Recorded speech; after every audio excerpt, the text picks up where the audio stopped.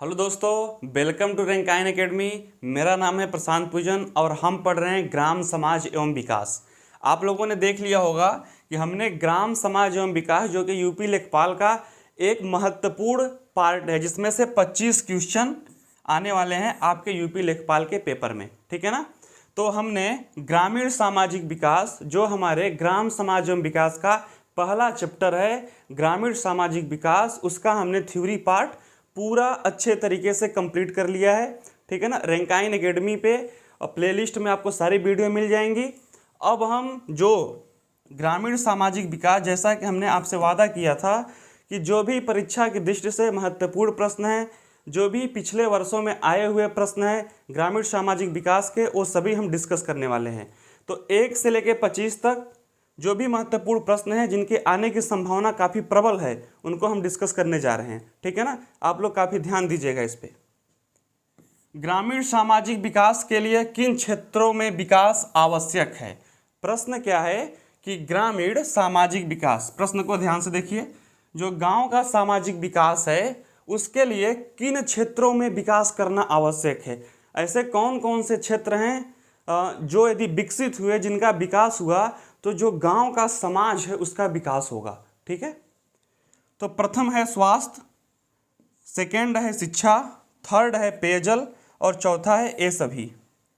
मेरे second video में ही, ठीक है ना, जहां पर मैंने ग्रामीण के बारे में बताया हुआ है और उनके उत्थान के लिए, उनके विकास के लिए मैंने कुछ सुझाव वहां पे दिए थे। तो वहां से आपको आंसर प्रॉपर तरीके से मिल जाएगा।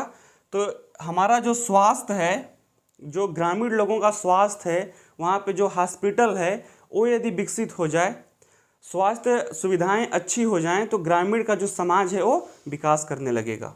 शिक्षा का स्तर अच्छा हो जाए और पेयजल की उपलब्धता यदि गांव में हो जाए, ठीक है ना, तो उसके विकास के लिए वो काफ़ी अच्छा रहेगा। तो आप लोग को आंसर मिल गया होगा कि ये सभी, यानी कि स्वास्थ्य, शिक्षा और पेयजल, यदि ये तीनों हम जो हमारे गांव के लिए मिल जाएंगे तो गांव का सामाजिक विकास और अच्छे से होगा। भारत में आबादी वाले गांवों की कुल संख्या है। मैं 5 सेकेंड का यहाँ पर पॉज लेता हूँ, आप लोग खुद अपने माइंड में इसको एक बार रिकॉल करिए। ठीक है ना। क्योंकि मेरा यहाँ पर काम क्या है, आपको सिखाना है। आपने वीडियो देखा होगा तो इसका प्रॉपर आंसर वीडियो में आपको मिल गया होगा। ठीक है ना। तो आप लोग एक बार देखिए क्या है ये, A, B, C और D। ठीक है ना। प्रश्न को ध्यान से पढ़ना है। चकबंदी लेखपाल सन 2015 की परीक्षा में यह प्रश्न आया हुआ है। ठीक है ना। भारत में आबादी वाले, एक तो इससे प्रश्न बनता है कि भारत में कुल गांवों की संख्या कितनी है, और जो इसका दूसरा रूप बनता है कि भारत में सर्वाधिक आबादी वाले गांवों की संख्या कितनी है। तो दोनों प्रश्न अपने आप में अलग हैं। आप सभी हमारे भाई बहन कंफ्यूज मत होइए। यह प्रश्न क्या है कि सर्वाधिक आबादी वाले गांवों की संख्या कितनी है, तो 5,77,698 इसका करेक्ट आंसर है। ठीक है ना। और मैं यहीं पर एक प्रश्न आपको और डिस्कस कर दूं कि भारत में कुल गांवों की संख्या कितनी है, तो यहां पर आपको दिया है 6,40,930। मेरा आप सभी से विनम्र अनुरोध है कि आप इन क्वेश्चन को करने से पहले एक बार कंप्लीट वीडियो देख लें। अफ्रीकन समाज कैसा समाज है? अफ्रीकन समाज कैसा समाज है? आपको याद होगा कि हमने अपने समाज को 3 भागों में विभाजित किया था, जनजाति समाज, अफ्रीकन समाज और ग्रामीण समाज। तो यहाँ पर प्रश्न कहाँ से आया हुआ है? अफ्रीकन समाज से। ठीक है ना। तो अफ्रीकन समाज जो होता है वो हमारा जनजाति समाज होता है। बात समझ में आई? ये आप लोग को पता होना चाहिए। तो इसका आंसर क्या है? बी है। अफ्रीकन समाज कैसा समाज है? जनजाति समाज। जनजाति जो जातियां हैं उनका बाहुल्य इलाका है वहाँ पे अफ्रीकन कंट्री में।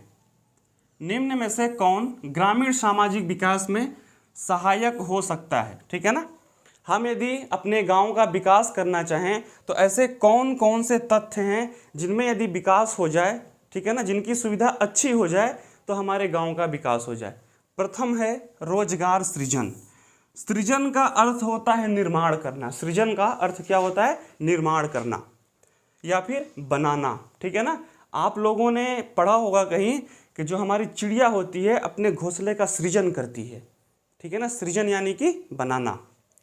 रोजगार का सृजन, यदि हमारे गांव के जो हमारे भाई हैं, जो हमारी बहनें हैं, यदि उनको रोजगार मिल जाए, उनको गांव में काम मिल जाए, तो हमारा गांव खुशहाल बनेगा, ठीक है ना, हमारे गांव के समाज का विकास होगा।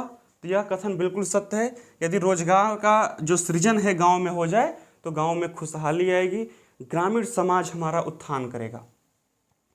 कृषि उत्पादन वृद्धि, जो लोग गांव से होंगे उनको काफ़ी अच्छे से पता है कि जो हमारा ग्रामीण परिवेश है वह कृषि और पशुपालन पे ज़्यादा निर्भर रहता है, कृषि और पशुपालन पे ज़्यादा निर्भर रहता है। यदि कृषि उत्पादन में वृद्धि हो जाए, कृषि उत्पादन में वृद्धि हो जाए, सपोज करिए कि 1 बीघे में यदि 10 क्विंटल गेहूं की पैदावार होती है, कोई नई तकनीकी आ जाए, कोई नया खाद ही क्यों ना आ जाए, नई प्रौद्योगिकी आ जाए, गेहूं का उत्पादन 10 से 12 कुंटल हो जाए, 2 क्विंटल ज़्यादा बढ़ जाए, तो क्या जो हमारे किसान हैं उनमें खुशहाली आएगी, उनकी इनकम अच्छी होगी, हमारे गांव के समाज का विकास होगा? बिल्कुल होगा। संचार सुविधाओं का विकास, कनेक्टिविटी, जुड़ाव, शहर से गांव तक यदि अच्छा होगा, ठीक है ना, तो गांव का विकास तेजी से होगा। तो आप लोग को आंसर मिल गया होगा कि चाहे वो रोजगार का सृजन हो, चाहे कृषि उत्पादन में वृद्धि हो, चाहे संचार सुविधाओं का विकास हो, यह सभी ऐसे बिंदु हैं, यदि इनका विकास हुआ तो हमारे गांव के समाज का विकास जरूर होगा। अगला क्वेश्चन देखते हैं हम। जनगणना सन 2011 के अनुसार, आप सभी भाइयों को पता होगा कि जो सबसे नवीनतम जनगणना हुई है या फिर लास्ट बार जो हुई है वह सन 2011 में ही हुई है, ठीक है ना। अनुसूचित जनजातियों की संख्या कुल जनसंख्या का कितने प्रतिशत है? यदि आप लोगों ने गौर से वीडियो देखा होगा तो हमने वहाँ पर बताया हुआ है इसका आंसर 8.6%, 10 करोड़ 42 लाख। यह डेटा देखिए, हो सकता है कि प्रश्न आपको इससे पूछ दिया जाए कि कितने लोग भारत में जनजाति समाज से हैं, तो 10 करोड़ 42 लाख जनसंख्या जो है हमारे भारतवर्ष में हमारे जनजाति भाइयों की पाई जाती है। यदि हम इसका प्रतिशत में अनुमान निकालें तो 8.6% बैठता है। बात समझ में आई? भारत के किस राज्य में जनजाति समाज या अनुसूचित जनजातियों का अभाव पाया जाता है? प्रश्न को गौर से देखिएगा। क्या? अभाव। अभाव मतलब कमी, ठीक है ना। जैसे मैं बोलूं कि मेरे पास पैसे का अभाव है अधिक व्यय करने के लिए, तो मैं क्या बोलूँगा? अभाव, यानी कि कमी है, ठीक है ना। हमारे देश में जल का अभाव है, हमारे देश में जल का अभाव है, शुद्ध जल का अभाव है, इसलिए हमें जल को व्यर्थ में व्यय नहीं करना चाहिए, खर्च नहीं करना चाहिए, गंदा नहीं करना चाहिए, ठीक है ना। गौर करिएगा। अनुसूचित जनजातियों का अभाव है, अभाव पाया जाता है। तो आप लोग को ध्यान होगा कि जब मैं पढ़ा रहा था तो मैंने 2 राज्यों और 3 केंद्र शासित प्रदेशों का जिक्र किया था जहां पर अनुसूचित जनजाति जो है वो पाई ही नहीं जाती। अभाव कमी की बात ही खत्म होगी, पाई ही नहीं जाती, ठीक है ना। वो राज्य कौन से हैं? वो जनजाति जहाँ पर समाज नहीं पाया जाता, वो केंद्र शासित प्रदेश कौन से हैं, मैं यहाँ पर जिक्र करता हूँ। यदि आप लोगों ने वीडियो देखा होगा तो देखते ही आप आंसर लगा सकते हैं वो राज्य कौन से होंगे। एक राज्य है पंजाब, ठीक है ना, पंजाब, और उसका भाई कौन है? हरियाणा। ये दोनों पहले एक ही थे, फिर बाद में अलग हो गए, ठीक है ना। और इन्हीं के बीच में एक केंद्र शासित प्रदेश है चंडीगढ़, ठीक है। आपने संगीत भी सुना होगा बादशाह जी का, मुझे तो गाना गाने आता नहीं है, लेकिन आपके दिमाग में आ गया होगा चंडीगढ़। पता नहीं कौन सिंगर है, इससे मत बहस करने बैठ जाना कि कौन गाया हुआ है, ठीक है ना, उससे हमें कोई मतलब भी नहीं है। तो पंजाब और हरियाणा जब दोनों एक से ही, जो दोनों पहले एक थे फिर दोनों अलग अलग हो गए, बात समझ आई। तो यदि पंजाब में जनजाति समाज नहीं है तो हरियाणा में भी नहीं होगा, क्योंकि पहले दोनों एक ही थे। और जो समाज होता है वो वंशानुगत होता है कि हजारों हजारों साल पहले से थे, उनकी जो जातियां हैं, जो उनके वंश हैं वो आगे बढ़ते चले जा रहे हैं, ठीक है ना, वो कहीं से अचानक पैदा नहीं होते। तो यदि पंजाब में नहीं है तो हरियाणा में भी नहीं होगा, और हरियाणा पंजाब का यदि कोई भाग है चंडीगढ़ तो वहाँ भी नहीं होगा। काफ़ी आसानी हो गई होगी आपको कि मैंने बोला था कि 26 राज्यों में जनजाति समाज पाया जाता है, तो वो कौन से 2 राज्य हैं जहाँ नहीं पाया जाता? पंजाब और हरियाणा। बात समझ में आई? हाँ। और मैं यदि यूटी की बात करूं तो चंडीगढ़ एक हो गया, 2 यूटी आपके दिमाग में और रहने चाहिए, दिल्ली, ठीक है ना। आप लोग याद करने के लिए या सपोज कर लीजिए कि दिल्ली काफ़ी विकसित है, राजधानी है दिल्ली देश की, तो वहाँ पर भी जनजातियाँ नहीं पाई जाती। और एक है पुदुचेरी, ठीक है ना। तो हम देखेंगे कि पंजाब, हरियाणा, चंडीगढ़, दिल्ली और पुदुचेरी में से इनमें कौन सा दिखाई दे रहा है। तो आप लोग को दिख गया होगा कि आंसर सी, हरियाणा, यानी कि अभाव है, सबसे कम या फिर नहीं, हरियाणा में कोई जनजाति नहीं पाई जाती। आई होप कि आपको समझ में आ गया होगा। तो किस तरीके से याद करना है यह काफ़ी महत्वपूर्ण है कि पंजाब, हरियाणा, उसी का एक पार्ट है चंडीगढ़, ठीक है ना, और दिल्ली राजधानी है। सिर्फ एक चीज़ याद रखना, पुदुचेरी। इन 5 में से क्वेश्चन आ सकता है, इन 5 में नहीं पाया जाता और सभी जगह अनुसूचित जनजाति पाई जाती है। भारत में किस राज्य में सर्वाधिक अनुसूचित जनजाति पाई जाती है? गौर करिएगा, सर्वाधिक अनुसूचित जनजाति और प्रतिशत में सर्वाधिक अनुसूचित जनजाति, दोनों में अंतर है। यदि आपने वीडियो को गौर से देखा होगा, ध्यान दिया होगा, तो दोनों में अंतर काफ़ी स्पष्ट तरीके से बताया गया है कि सर्वाधिक जनजाति का मतलब क्या होता है और प्रतिशत सर्वाधिक जनजाति का अर्थ क्या होता है। मैं आपको फिर से एक बार रिकॉल करा दे रहा हूँ। जैसे मैं बोलूँ, ठीक है ना, मैं बोलूँ कि एक शहर में 1 लाख लोग रहते हैं, एक शहर में 1 लाख लोग रहते हैं और उसमें से 10,000 जो हैं वो अनुसूचित जनजाति के लोग हैं, ठीक है ना। और एक इसके समानांतर दूसरा शहर है, वहाँ पर 1,000 लोग रहते हैं और वहाँ पर 900 लोग अनुसूचित जनजाति से हैं, ठीक है ना। यहाँ पर 10,000 और वहाँ पे 900। तो आपको स्पष्ट हो गया होगा कि यहाँ पर 900 हैं लेकिन प्रतिशत में 90% है, ठीक है ना। लेकिन यहाँ पर 900 नहीं है, उसका काफ़ी अधिक है, 10,000 है, लेकिन प्रतिशत में सिर्फ 10% है, ठीक है ना। तो यदि सर्वाधिक आबादी आपसे पूछे तो आंसर यहाँ पे होगा 10,000 वाला। यदि प्रतिशत में सर्वाधिक पूछे तो यहाँ पर आंसर होगा 90%। आई होप कि आपको समझ में आ गया होगा। ध्यान दीजिएगा, भारत के किस राज्य में सर्वाधिक अनुसूचित जनजातियाँ पाई जाती हैं, ठीक है ना। तो आप लोग यदि गौर से वीडियो देखे होंगे तो मध्य प्रदेश में, हमारे पूरे देश में मध्य प्रदेश एक ऐसा प्रदेश है जहाँ पर जनजातियाँ जो हैं, अनुसूचित जनजातियाँ सर्वाधिक पाई जाती हैं। कृषक एवं खेतिहर समाज निम्न में से किस व्यवसाय को करता है? मैंने काफ़ी अच्छे तरीके से वहाँ पर बताया है कि कृषक जो गांव में खेती करते हैं और खेती करने वालों को ही जो गांव की भाषा है, लोकल भाषा है, देहात की भाषा है, उसको खेतिहर बोलते हैं और जो उनका समाज है उसको खेतिहर समाज बोलते हैं, ठीक है ना। जब कृषक हैं, काम खेती है, समाज खेतिहर है, तो इसमें तो कोई आपको शंका नहीं होना चाहिए कि कृषि तो होगी।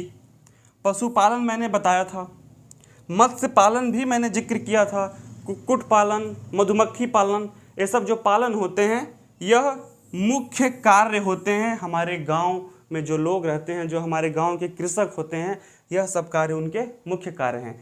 तो यह सभी, ये सभी जो डी ऑप्शन है यह सही होगा, इसमें आपको कोई शक नहीं होना चाहिए। कृषक समाज की सामाजिक आर्थिक संरचना के संदर्भ में कौन सही है, ठीक है ना। आप लोग को दिख रहा होगा कि माथे पर पसीना काफ़ी ज़्यादा आ गया है, ठीक है ना। तो इसका आप लोग ख्याल रखिएगा, बस केवल हम इतना चाहते हैं कि आपको अच्छे से समझ में आ जाए, ठीक है ना। और सिर्फ आपसे हम एक ही चीज़ मांगते हैं कि हमारे कॉन्फिडेंस को बढ़ाने के लिए, हमारे विश्वास को बढ़ाने के लिए जो हम मुहिम लेकर चल रहे हैं कि फ्री ऑफ कास्ट अपने बच्चों को हम पढ़ाएं, ठीक है ना। जो हमारा भाई गाँव में है, जो शहर नहीं आ सकता, जिसके पास पढ़ने के लिए काफ़ी ज़्यादा महंगी फीस नहीं है, उसके तक हम आसानी से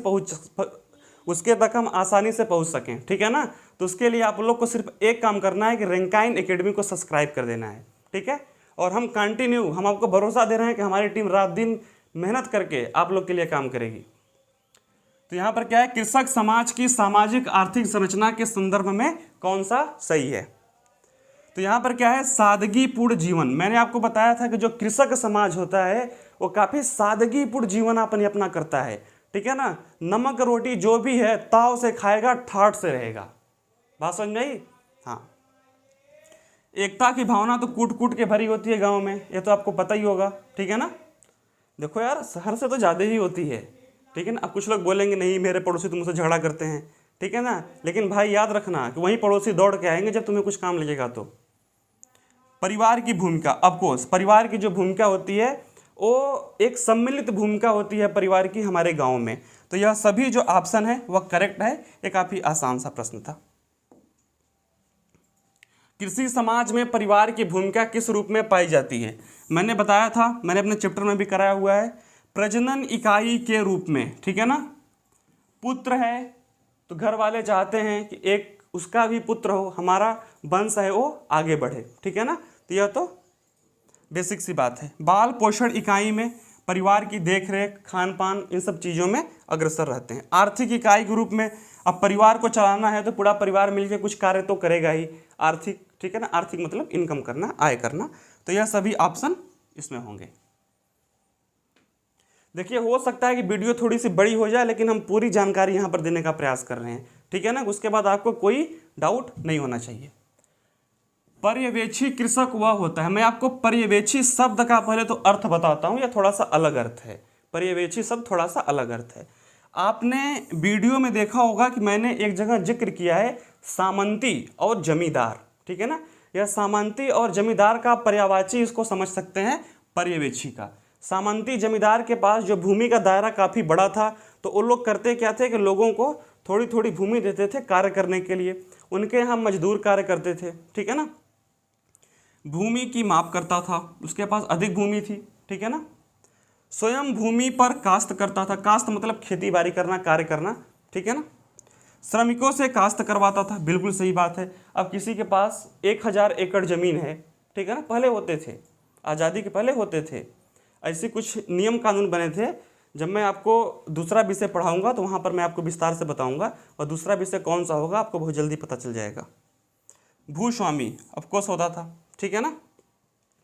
तो पर्यवेक्षी कृषक वह होता है जो भूमि की माप करता है, स्वयं भूमि पर काश्त करता है, श्रमिकों से काश्त करवाता है और उसका भू स्वामी होता है। तो यहाँ पर थोड़ा सा ऑप्शन में कुछ मिस्टेक सा मुझे लग रहा है, मैं आपको यहाँ पर क्लियर हूँ कर देता कि भूमि की माप तो वह करता ही करता है, ठीक है ना। स्वयं भूमि पर काश्त भी करता है, श्रमिकों से काश्त करवाता भी है और भूस्वामी भी होता है। बात समझ में आई? तो ये सभी जो हैं इसके करेक्टर हैं यहाँ पे, ठीक है ना, ये सभी करेक्टर हैं। निम्न में से कौन औद्योगिक समाज के संदर्भ में सही नहीं है?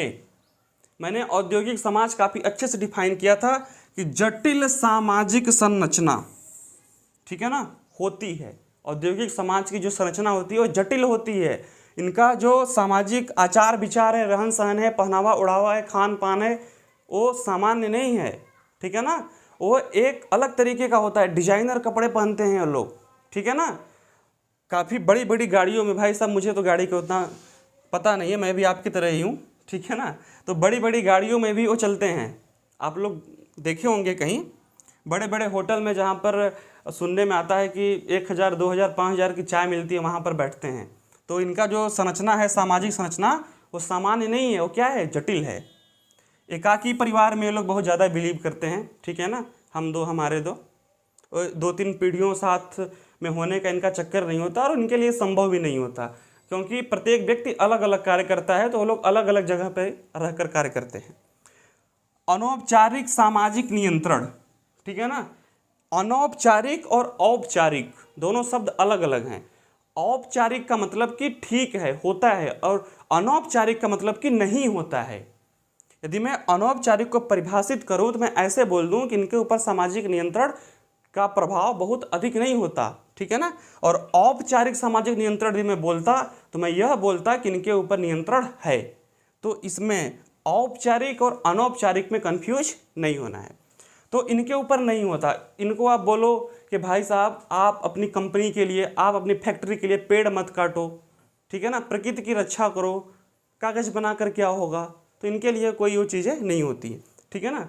इनको बोलो कि सर आप अपने दरवाजे पे एक पेड़ लगा लो, नीम का पेड़ लगा लो, आपके लिए छाया होगा, ठीक है ना, धार्मिक मान्यता है कि उससे आपको सुख मिलेगा, तो एसी लगाएंगे, ये पेड़ के चक्कर में नहीं पड़ेंगे, ठीक है ना। तो इनके लिए कोई अनौपचारिक, देखो होता है, मैं नहीं बोलना कि बिल्कुल नहीं होता, लेकिन बहुत ज़्यादा उसमें वो बिलीव नहीं करते, ठीक है ना। बल्कि ये तो जो सामाजिक चीज़ें जिनसे बधी हुई होती हैं उनका ये दोहन करते हैं, ठीक है ना। यदि आप डीपली पढ़ेंगे तो आपको पता चलेगा। और श्रम विभाजन इनमें खूब होता है। मैंने पढ़ाया था श्रम विभाजन, 5 भाई हैं तो संभव है कि 3 भाई अलग अलग कार्य कर रहे होंगे, लेकिन गांव में 5 का परिवार है तो संभव है कि 5 परिवार एक ही कार्य कर रहा हो, तो श्रम का जो विभाजन है वो अधिक होता है। तो अनौपचारिक सामाजिक नियंत्रण जो है वो सही नहीं है। निम्न में से कौन ग्रामीण समाज के विकास व परिवर्तन को अभिव्यक्त करता है, ठीक है ना। पहले तो प्रश्न का अर्थ समझ लेते हैं क्या है, कि निम्न में से कौन ग्रामीण समाज के विकास व परिवर्तन को, ऐसी कौन सी बातें हैं जो ग्रामीण समाज में परिवर्तन को दिखाती हैं, ठीक है ना। जाति विशेष की प्रभुता में कमी, मैंने पढ़ाया था कि अब कोई ऐसा फिक्स नहीं है कि नाई का बेटा बाल काटेगा, बढ़ई का बेटा लकड़ी का कार्य करेगा, ठीक है ना। आपने डायलॉग भी सुना होगा कि अब राजा का बेटा राजा नहीं बनेगा, राजा वो बनेगा जो उसके काबिल होगा। तो ये बात इस पर बहुत अच्छे तरीके से बैठती है, ठीक है ना। जाति से कार्य डिसाइड नहीं होंगे, बात समझ में आई, कर्म से भविष्य डिसाइड होगा।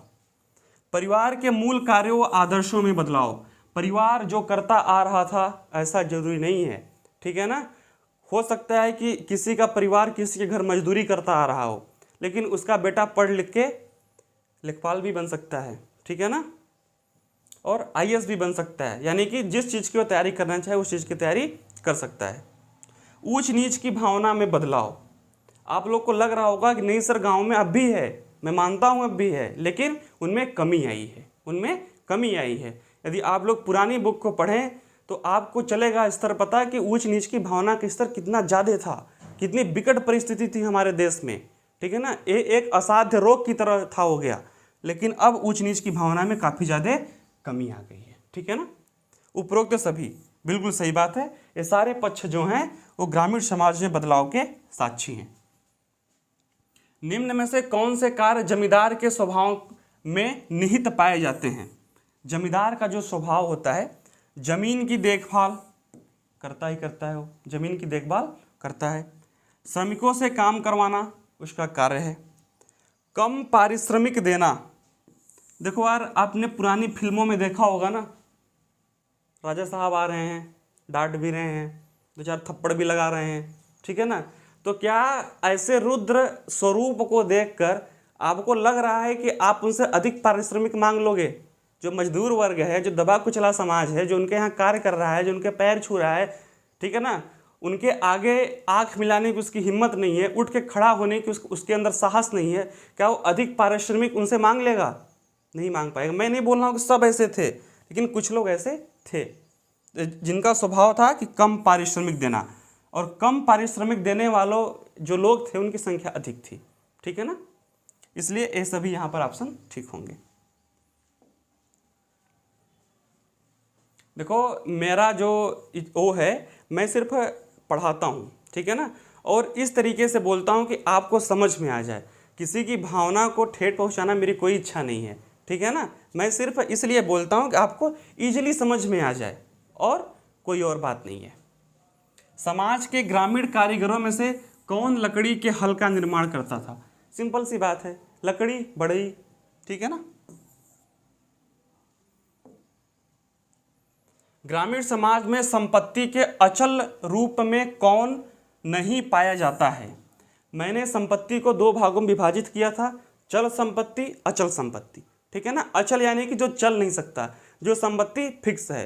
इसका आंसर जो वीडियो देख रहा है वो सभी कमेंट बॉक्स में देंगे कि क्वेश्चन नंबर 16 का आंसर कौन सा होगा। ग्रामीण समाज में संपत्ति का मुख्य आधार कौन सा पाया जाता है? उत्तराधिकार काफ़ी अच्छा इसका एग्जाम्पल है। पिताजी के पास था, उनके बाद पुत्र को ट्रांसफ़र हो गया। महाजनों के पास संपत्ति थी, कुछ कारण थे जिनकी वजह से महाजनों के पास संपत्ति एकत्रित हुई थी, ठीक है ना। हाँ, विवाह भी एक संबंध होता है जिससे कि संपत्ति को देखा जाता है। इसके पीछे की भी एक कहानी है, लेकिन आप लोग इतना अभी समझ लीजिए कि विवाह से भी संपत्ति एकत्रित होती है, यानी कि ये सभी हैं। ठीक है। उस सामाजिक स्थिति को क्या कहते हैं जिसमें व्यक्ति अपनी बुनियादी आवश्यकताओं की पूर्ति करने में असमर्थ होता है। बुनियादी आवश्यकताओं का मतलब यह नहीं है हमारे भारत देश में, मैं आपको पहले स्पष्ट कर देता हूं कि बुनियादी आवश्यकताओं का अर्थ जो है वो हर देश के लिए अलग अलग होता है। अमेरिका में बुनियादी आवश्यकताओं का अर्थ है कि आपके पास अच्छी गाड़ी होनी चाहिए, अच्छा आपके पास घर होना चाहिए, खान पान अच्छा होना चाहिए, बच्चों के लिए अच्छी शिक्षा होनी चाहिए, तब आपके पास बुनियादी चीज़ें हैं। लेकिन भारत में रोटी कपड़ा और मकान, तो बहुत सिंपल सी बात है। भारत में यदि किसी के पास खाने को है, सर पे छत है, ठीक है ना, और बदन पे कपड़ा है, तो हम मान लेते हैं कि इसकी बुनियादी आवश्यकताओं की पूर्ति हो गई है। ठीक है। करने में असमर्थ हैं, तो रोटी कपड़ा और मकान का जो फंडा है उसकी पूर्ति करने में कौन लोग असमर्थ हैं? गरीब। गरीब उन्हीं को बोलते हैं जिनके पास ये तीन चीज़ें, बेसिक चीज़ें नहीं हैं। ठीक है ना। गरीबी रेखा भी लोगों के दिमाग में आ सकता है, लेकिन यहाँ पर गरीबी रेखा से ऊपर या नीचे कुछ नहीं दिया हुआ है। बेरोजगारी, सिंपल सी बात है, बेरोजगारी है। ठीक है ना। देखो, बेरोजगारी का अर्थ दो अर्थों में होता है। बेरोजगारी का अर्थ दो अर्थों में होता है। ऐसा नहीं कि कोई बेरोजगार है तो इसका मतलब यह नहीं है कि उसके पास बुनियादी आवश्यकताओं की अपनी पूर्ति नहीं कर पा रहा है। ठीक है ना। ऐसा नहीं है कि वो अपनी बुनियादी वो खाए बिना मर रहा है, उसके पास कपड़े नहीं हैं। संपत्ति के साधन उसके परिवार में और हो सकते हैं। हो सकता है उसका भाई इनकम करता हो, उनकी पत्नी इनकम करती हो, उनके पिताजी इनकम करते हो, उनके घर में संपत्ति अधिक हो पहले से ही, जो वंशानुगत होती है। तो इसका आंसर क्या होगा? गरीबी। जो गरीब है वो अपनी आवश्यकताओं की पूर्ति नहीं कर सकता। ग्रामीण भारत के लिए गरीबी रेखा का आधार निर्धारित किया गया है। चकबंदी लेखपाल सन 2015। ग्रामीण भारत के लिए मैंने दो समितियों के बारे में बताया था, एक तेंदुलकर समिति थी, एक सी रंगराजन समिति थी। ठीक है ना। वहां से देख के आप लोग को आंसर टिक करना है, इन चारों में से कौन सा आंसर होगा। 27 प्रतिदिन के जो आय पर है, ठीक है ना। मैं इसका आंसर बता देता हूं कि 27 रुपये इसका आंसर है, लेकिन आप लोग को देख लेना है वहां जाके। केंद्र सरकार को प्रस्तुत की गई सी रंगराजन की रिपोर्ट के अनुसार कोई व्यक्ति जो ग्रामीण क्षेत्रों में से अधिक में खर्च करता है तो उसे गरीब नहीं समझा जाता। सी रंगराजन एक समिति थी जिन्होंने अमीरी और गरीबी के स्तर पे एक सर्वे किया था कि कोई व्यक्ति कितना रुपए खर्च करता है तो वो गरीब है और कौन व्यक्ति कितना खर्च करता है तो वो अमीर है। ठीक है ना। तो इन्होंने एक आंकड़ा दिया था, तो इसका आंसर है 32। ये सिंपल से याद करने वाली बात है।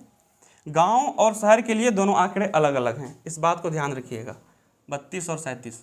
9वीं पंचवर्षीय योजना 1997 से 2002 हमारे देश में पंचवर्षीय योजना चलाई जाती थी। ठीक है ना। पंडित नेहरू के टाइम से ही पंचवर्षीय योजना का कार्य क्या होता था कि 5 वर्ष के लिए अपने देश में विकास के लिए योजना बनाना। ठीक है ना। उसको हम पंचवर्षीय योजना बोलते थे। ग्रामीण क्षेत्रों में बीपीएल के लिए, बिलो पॉवर्टी लेवल, निश्चित की गई वार्षिक पारिवारिक आय क्या थी? ठीक है ना। इसका आंसर है 20,000। जो पंचवर्षीय योजना 97 से 98, 99, 100, 1 और 2 5 वर्षों के लिए आई है। 5 यानी पंच और वर्षीय मतलब वर्ष। 5 वर्षों के लिए जो योजना देश में विकास के लिए आई थी वो थी पंचवर्षीय। तो जो गरीब परिवार थे, बीपीएल, बिलो पॉवर्टी लेवल के जो फैमिली थे, उनकी वार्षिक इनकम कितनी होनी चाहिए? उसके लिए आंसर था 20,000। ये प्रश्न पूछा हुआ है। कितने प्रतिशत ग्रामीण परिवार में रसोई में परंपरागत लकड़ी, गोबर आदि से खाना बनाया जाए? देखो, गांव में यदि आप जाओ, ठीक है ना, सन 2015 में उज्ज्वला योजना आई, उससे परिवर्तन हुआ है। ठीक है ना। जो गांव में फ्री गैस कनेक्शन बांटे गए हैं उससे असर पड़ा है। मैं नहीं बोल रहा हूँ नहीं हुआ है, लेकिन बहुत अधिक परिवर्तन नहीं आया है, क्योंकि महंगाई उसका एक प्रमुख कारण है। ठीक है ना। गांव के जो लोग होते हैं उन आमदनी का सोर्स उनके पास कम होता है, तो गैस को भराने में उन्हें दिक्कत होती है। और लकड़ी और गोबर, क्योंकि उनका कार्य जो होता है पशुपालन होता है, तो उन्हें लकड़ी और गोबर काफ़ी ईजिली मिल जाते हैं, तो वो उस पर ज़्यादा डिपेंड रहते हैं। ठीक है ना। तो 85% जो हैं वो गांव में जो लोग हैं, सन 2015 में पूछा हुआ है, उस समय का जो डेटा था कि 85% जो लोग थे वो आज भी गांव के लोग लकड़ी और गोबर पे अपना खाना बनाते हैं, यानी कि 100 में से 85। कितने प्रतिशत ग्रामीण परिवार की रसोई में मिट्टी का तेल, अब शायद आपको मिट्टी का तेल अपने गांव में ना मिले, केरोसिन ऑयल इसे बोलते थे, ठीक है ना। स्टोव पहले होता था, एक स्टोव जिसपे कभी कभी खाना बनाया जाता था, ठीक है ना, शायद आप लोग को याद हो। स्टोव ऐसे ऐसे उसको पंप मारते थे तो ज़्यादा जलता था, ठीक है ना। तो उसमें मिट्टी का तेल भर के उसको जलाते थे खाना पकाने के लिए, राइट। तो गाँव में 1% ही उस पर खाना बनाया जाता है। मैं आपको बता दूं कि यदि कोई बना भी रहा हो तो आप उसको मना करिएगा, उससे काफ़ी हानिकारक गैसें निकलती हैं जो हमारे स्वास्थ्य के लिए लाभदायक नहीं है, काफ़ी खतरनाक गैसें निकलती हैं, ठीक है ना। भारत में कितने प्रतिशत ग्रामीण घरों को बिजली सुलभ है? सन 2015 में जो था डेटा वो था 56%, लेकिन अब का जो डेटा आया है सन 2020 में, वह गाँव में 90% घरों तक बिजली पहुंच गई है और शहर में 93, ठीक है ना। ये सब जो डेटा वेरी करते हैं, ठीक है ना, वेरी जो डेटा करते हैं उनको आप गूगल से चेक करके हमेशा अपडेट करते रहा करिए। भारत में मिट्टी के तेल का खुदरा बाजार मूल्य है, अब तो शायद मिट्टी का तेल मिलता ही नहीं है, लेकिन यदि मिलता भी है तो काफ़ी महंगा हो गया है, ठीक है ना। 47 रुपये कुछ पैसे हो गया, आप लोग इसको देख लीजिएगा, ठीक है ना, लेकिन 47 और 48 के बीच में ही है। लेकिन जब यह प्रश्न आया हुआ था तो उस समय मिट्टी के तेल का जो खुदरा मूल्य था वो कितना था? 28.5 प्रति लीटर, ठीक है। तो आपने देख लिया कि हमने 1 से लेकर 25 तक क्वेश्चन कर लिए। एक दो क्वेश्चन का आंसर बताने के लिए मैंने आपसे रिक्वेस्ट भी किया हुआ है, ठीक है ना। तो ग्राम समाज एवं विकास जो हम एक पूरा सेगमेंट लेके चल रहे हैं, जिनसे कि यूपी लेखपाल में 25 प्रश्न आने वाले हैं, ठीक है ना। उसका पहला चैप्टर ग्रामीण सामाजिक विकास हमने कंप्लीट कर लिया है और उसके परीक्षा की दृष्टि से महत्वपूर्ण प्रश्न या फिर प्रीवियस ईयर में आए हुए महत्वपूर्ण प्रश्न के 25 क्वेश्चन हमने यहाँ पर डिस्कस भी कर लिए हैं। तो आई होप कि आपको समझ में आ गया होगा। जैसा मैंने आपसे पहले भी रिक्वेस्ट किया था, प्लीज़ रैंकाइन एकेडमी के चैनल को सब्सक्राइब कर लीजिए। तो मिलते हैं नए चैप्टर के साथ नेक्स्ट वीडियो में, तब तक के लिए धन्यवाद।